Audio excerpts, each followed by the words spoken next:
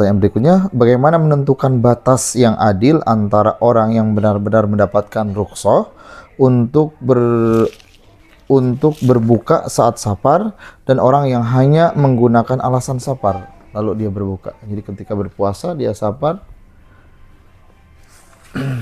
Ya, selain rukhsah untuk berbuka. Alasan yang objektif, ya kan. Objektif. Ini objektif, ini ada keperluan dakwah, keperluan silaturahim, keperluan apa ya kan. Ada yang subjektif. Ini kondisinya kurang sakit, kurang sehat, ya kan. Ya dia tapi mau mencoba puasa juga kan.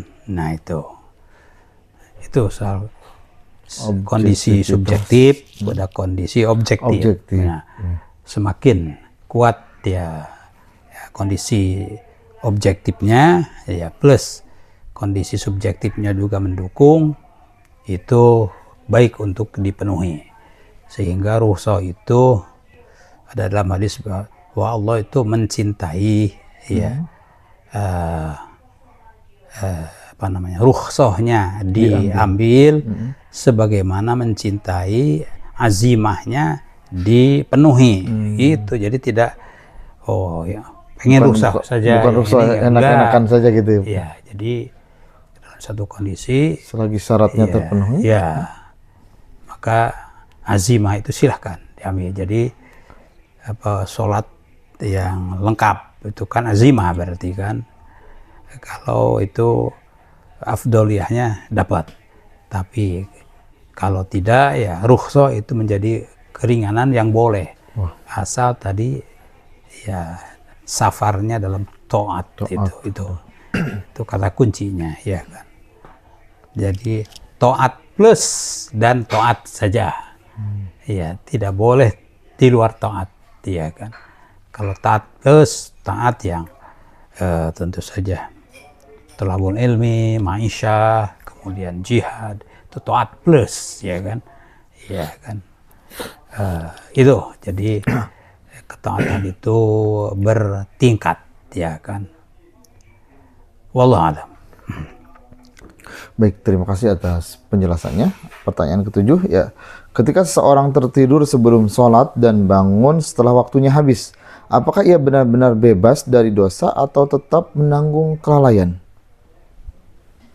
Ya, ini soal al-azmu, ya kan, al-hirsu itu kan.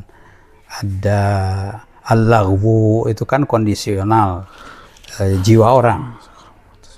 Malas itu justru ya Rasulullah berdoa, Allahumma inni a'udzubika kan minal ajzi wal kasali wal jubni wal bukhli wa min ghalabatid dain wa qahrir rijal. Itu ya malas itu karena badan misalnya ya kan kurang sehat, ya oleh karenanya berobat itu kan wajib supaya badan sehat. Ya, kemudian tidur yang cukup, ya kan, itu juga dianjurkan supaya tentu bangunnya itu segar, itu kan. Itu jadi kondisi-kondisi itu yang bersangkutan itu tahu dia di posisi mana, dia mau pilih yang mana, gitu kan. Jadi orang itu adro binafsihi, dia itu tahu. Tapi kalau akibatnya itu Allah yang a'lam, ya kan. Kalau tentang dirinya pilihannya adro, orang itu tahu, ya kan. Tapi tentang bagaimana hasilnya itu Allah yang maha tahu, ya. Wallahu a'lam. Baik, terima kasih atas pencerahannya. Pertanyaan berikutnya, banyak orang yang sekarang membatasi posting kebahagiaan karena takut terkena ain. Tapi kalau begitu, apakah benar akar masalahnya adalah orang yang membagikan kebahagiaannya? Atau justru hati kita yang mudah tersulut ataupun iri terhadap kebahagiaan orang lain? Ya. Yang salahnya siapa? Dua kemungkinan. Ain. Ya. Kalau yakin terbebas dari ain, ya kan, provokasi orang lain, dan itu murni itu adalah untuk tahadus bin ni'mah.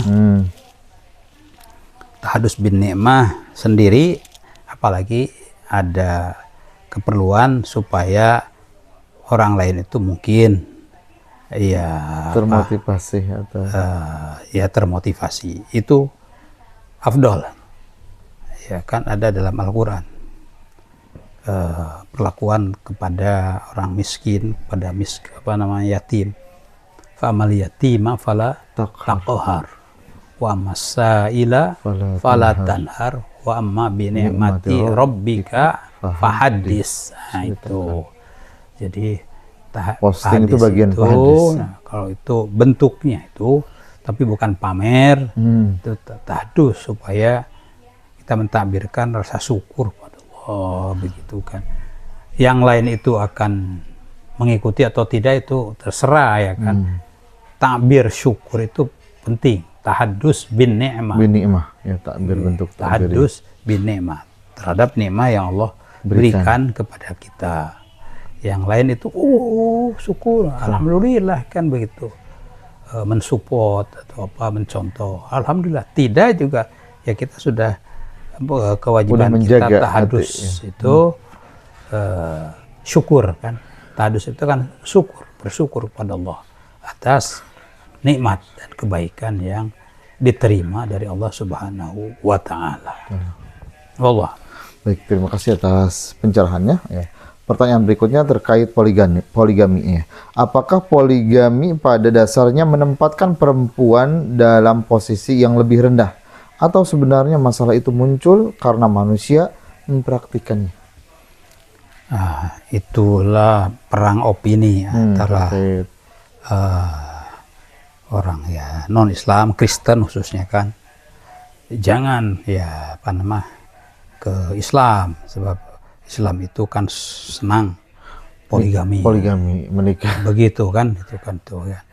Beda dengan Kristen. Tidak boleh. Kali nikah ya nikah sampai malah pilihan nggak boleh nikah. Bahkan pilihan boleh nikah. Itu memang ya tentu banyak ya sudah menjawab itu adalah satu pemahaman yang keliru ya. Justru dari gereja itu kan terjadi poligami yang ya ilegal ya kan, itu banyak beritanya kan, namanya pastor itu kan ya sebagai laki-laki biasa ya kan, akhirnya ya melakukan sesuatu kan dengan ya para karyawatinya begitu ya kan. Nah itu ya justru ya dengan tidak diaturnya poligami itu justru aja mendatangkan liar ya kan? Keliaran ya dalam Islam bukan hanya legal tapi ya ibadah ya kan, dan dasarnya itu rahmat. Nikah itu kan taskunu ilaiha wa ja'ala bainakum mawaddatan wa rahmah. Itu kan. Itu nikah pertama. Nikah yang kedua tentu saja biridho. Yang pertama kan, lalu sakinah mawaddah warahmah terpenuhi begitu. Contohnya ya para sahabat ridwanullah alaihim. Ya tentu saja ya min babi aula Rasul sallallahu alaihi wasallam ya kan. Berapa kan istri beliau ya kan, tentu semuanya itu merasa puas dan bahagia ya kan. Bahkan yang paling muda kan Siti Aisyah ya kan, itu yang paling tua ada Siti Saudah ya kan, ya semuanya rukun karena memang untuk ridho Allah, untuk dakwah ilallah begitu kan. Siti Aisyah berkorban dengan hartanya ya kan, ya dengan dirinya, dengan hartanya, masya Allah ya kan. Itulah contoh ya kan. Dan apa yang dicontohkan Rasulullah itu bukan khusus untuk beliau ya kan, untuk ya, uswah ya kan. Sebab Rasulullah itu diutus sebagai uswah. Ya, dicontohin kan, tinggal yang lain itu mau ya mengikuti. kan, mengikuti atau ya mengikuti seleranya saja. Di situ masalahnya. Yang banyak itu kan selera. Jadi tidak nyunah jadinya kan, nyelera ya. Nah, itu aja. Jadi soal nyelera atau istilah sekarang itu mode lah. Pada mode apalagi punya posisi ya kan. Masa punya posisi begini? Enggak gitu kan. Iya kan. Ya, misalnya yang punya jabatan apa ya kan. Ya anggota dewan atau apa ya kan. Jadi model gitu kan. Nah, apakah itu kan jelas dunia. Bukan ya mencontoh Rasul sallallahu alaihi wasallam untuk dakwah kepada Allah Subhanahu wa taala. Jadi soal ya motivasinya apa. Maka pahala itu sesuai dengan niatnya. Innamal a'mal binniyat ya kan. Wallahu a'lam. Baik, terima kasih atas pencerahannya. Yang pertanyaan berikutnya terkait apakah amal baik yang kita lakukan karena ingin dilihat oleh orang lain, ya sepenuhnya akan hilang nilainya? Karena ingin dilihat orang lain. Ya, tergantung manfaat dan niat ya. Manfaat bagi orang lain dan niat bagi dirinya sendiri. Karena ada yang sebutkan bahwa melihat ke atas, melihat ke bawah. Ke bawah. Ya kan. Kalau melihat ke bawah itu kan melihat pada hal-hal yang sifatnya duniawi, ya kan. Kalau melihat ke atas, melihat hal-hal yang ukhrawi. Ya. Jadi kalau melihat lah tuh fulan atau syekh fulan atau apa, contoh bisa saja ya dari sejarah misalnya menyebutkan ya Khulafaur Rasyidin kan ke atas itu. Ke atas urusan ukhrawi. Itu kan. Ali bin Abi Thalib itu sampai kehabisan perbekalan di rumahnya kan. Makanan. Tapi ketika datang orang yang memerlukan itu, ya beliau tanya kepada istrinya, masih adakah makanan? Ya katanya ada, tapi untuk anak-anak ya udah anak-anak kita hibur aja, gitu kan. Datang yang meminta-minta berikan. Di situ kan. Nah, luar biasa. Wa yu'thiruna 'ala anfusihim walau kana bihim khasassah. Ya, jadi kepentingan mereka itu mereka langkahi ya kan. Walaupun mereka dalam keadaan sangat membutuhkan. Itu ya kan. Nah, itu dianjurkan untuk melihat ke atas.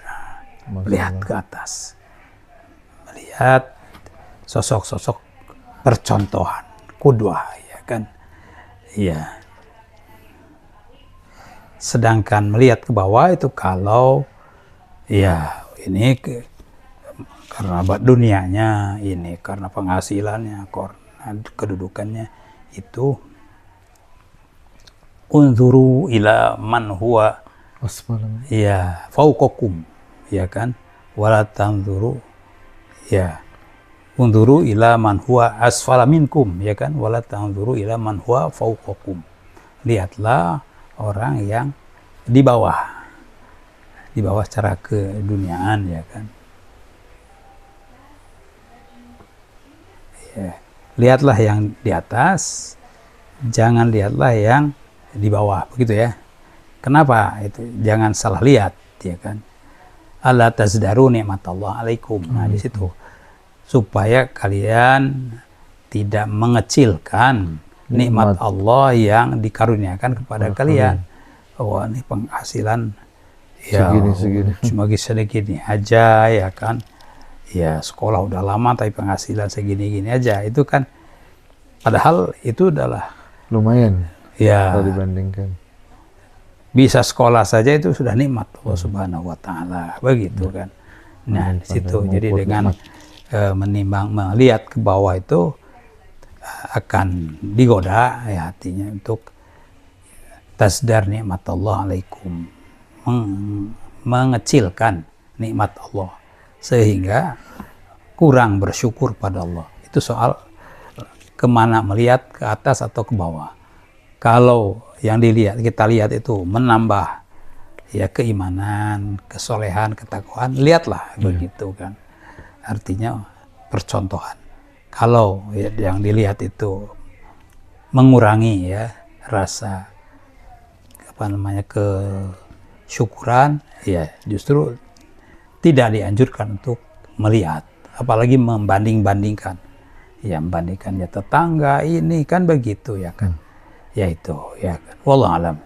Jadi, Baik, terima kasih atas pencerahannya. Pemirsa yang berbahagia, alhamdulillah pertanyaan-pertanyaan yang masuk telah dijawab. Untuk itu kita tutup di kesempatan yang berbahagia ini dengan doa yang penuh berkah. Allahumma salli wa sallim ala sayyidina Muhammadin wa ala alihi wa sahbihi ajma'in. Amin ya rabbal alamin. Allahumma barik lana fi Rajaba wa Sya'bana wa ballighna Ramadhana wa hasil maqasidana. Amin ya Allah. Allahumma ighfir lil muslimin wal muslimat wal mu'minin wal mu'minat al ahya'i minhum wal amwat innaka sami'un qaribun mujibud da'wat ya qadi al hajat iqdi hajatina wa akhlis niyatina wa khtim bil baqiyati salihati amalana wa sallallahu sallam Muhammadin wa alihi wa sahbihi ajma'in walhamdulillahi rabbil alamin.